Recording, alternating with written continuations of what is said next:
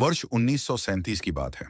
London की एक पुरानी लाइब्रेरी में खोजकर्ता रिचर्ड हंट को अपने दादा की एक रहस्यमयी डायरी मिलती है।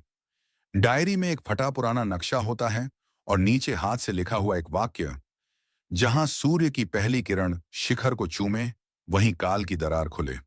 यह पंक्ति किसी भूले हुए मंदिर की ओर इशारा करती थी। रिचर्ड जानता था, यह कोई साधारण इमारत नहीं, बल्कि सदियों पुरानी एक खोई हुई सभ्यता की निशानी है, जिसे सूर्य मंदिर कहा जाता था। उस मंदिर के बारे में दंत कथाएं प्रचलित थीं। कहा जाता था कि वहां एक काल रत्न छिपा है, एक ऐसा रहस्यमयी पत्थर जो समय को रोक सकता है, बदल सकता है या पलट सकता है।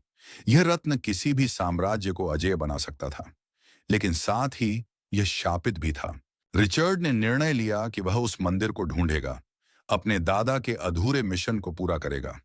उसके पास थे वो डायरी, एक खंजर, एक रस्सी, एक पुराना कंपास और उसके दादा के शब्दों की यादें। नक्शा उसे ले जाता था बर्मा, अब म्यांमार के घने जंगलों की ओर, जहां अब तक कोई पक्का रास्ता नहीं बना था। जंगल में कदम रखते ही रिचर्ड को महसूस हुआ कि यह साधारण सफर नहीं होगा। रास्ते में उसे विषैले सांपों, दलदल और जानवरों से लड़ना पड़ा। लेकिन इससे भी बड़ा खतरा था एक गुप्त संगठन, काली छाया, जो भी उसी रत्न की तलाश में था। वे लोग क्रूर थे, प्रशिक्षित थे और किसी भी कीमत पर उस शक्ति को हासिल करना चाहते थे। कई दिन और रातें बीत गईं। बारिश, भूख और थकान के बीच एक सुबह रिचर्ड एक पहाड़ी की चोटी पर पहुंचा। जैसे ही सूरज निकला, उसकी पहली किरण मंदिर के शिखर से टकराई और तभी एक विशाल पत्थर का दरवाजा धीरे धीरे खुल गया। यही था सूर्य मंदिर। रिचर्ड ने मशाल जलाई और अंदर प्रवेश किया। मंदिर के भीतर का वातावरण गूंज रहा था। दीवारों पर चित्र उकेरे थे, सूर्य, रथ, देवता और एक चमकता हुआ पत्थर। हर कदम पर मृत्यु का खतरा था।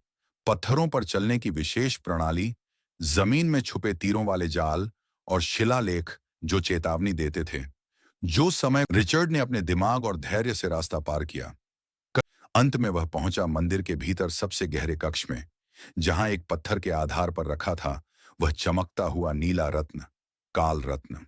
उसने जैसे ही रत्न को उठाया, पूरे मंदिर में कंपन शुरू हो गया। दीवारें दरकने लगीं और उसी समय अंदर दाखिल हुए काली छाया के सदस्य। रिचर्ड ने हिम्मत से जाल को सक्रिय किया। मंदिर के कुछ हिस्से गिरने लगे और दुश्मन वहीं फंस गए।